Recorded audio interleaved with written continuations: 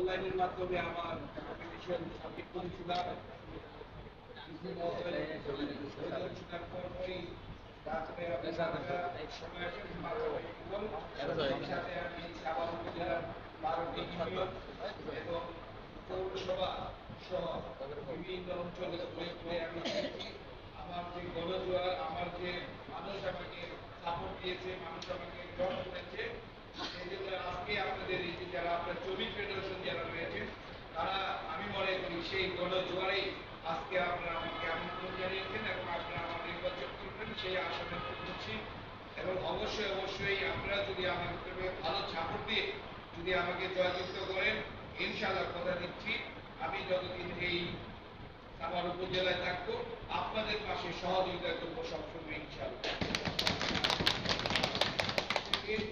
একজন হাজী মুশাররফ খান হয়ে আপনারা আপনাদের পাড়া মহল্লায় আপনাদের যে সংগঠন রয়েছে সকল সংগঠন যারা আপনাদের সদস্য রয়েছে সকলের মাধ্যমে আমার এই বিমল মার্কার ছড়িয়ে দিবেন এবং সকলেই যেন আমাকে আমার বিমল মার্কার জন্য কাজ করে এবং জয় জয় নিশ্চিত না করা পর্যন্ত ঘরে না ফিরে সবাই যেন প্রত্যেকটা কেন্দ্রে প্রত্যেকটা ওয়ার্ডে প্রত্যেকটা জায়গায় যেন আমার জন্য কাজ করে আমার জন্য ভোট চায়।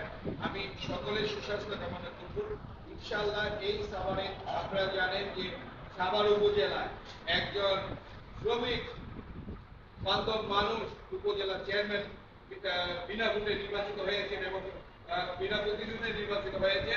আপনারা জানেন যে জনবান্ধব এবং মানবিক নেতা এবং সাভারবাসীর মাটি মানুষের নেতা ঢাকা 19-এর যে আমাদের এমপি মহোদয় যারা সাইফুল ইসলাম ভাই, তিনি কিন্তু শ্রমিক বান্ধব নেতা। আমি চাচ্ছি তাদের সাথে যেন তাদের এই ক্যাবিনেটে যেন আমি ছোট্ট ক্ষুদ্র মানুষ হিসেবে যেন আমিও শ্রমিক নেতা, শ্রমিক বান্ধব মানুষ, কর্মী বান্ধব মানুষ, আমি যেন আপনাদের সাথে থেকে তাদেরকে আরো যেন আমি সহযোগিতা করতে পারি এবং আপনাদেরকে সহযোগিতা করতে পারি। তাই সকলের সুস্বাস্থ্য কামনা করে আমার 21 তারিখে ত্রিপল মার্কায় ভোট চেয়ে আপনারা আমার জন্য নিরলস পরিশ্রম করে আজকে যারা কষ্ট করে এখানে আসে আর কামরান ভাই সহ আজরার ভাই সহ যারা আপনারা রয়েছেন সকলকে ধন্যবাদ জানিয়ে আমি আমার সংক্ষিপ্ত বক্তব্য এখানে শেষ করছি। সবাই ভালো থাকবেন, সুস্থ থাকবেন। আসসালামু আলাইকুম ওয়া রাহমাতুল্লাহ।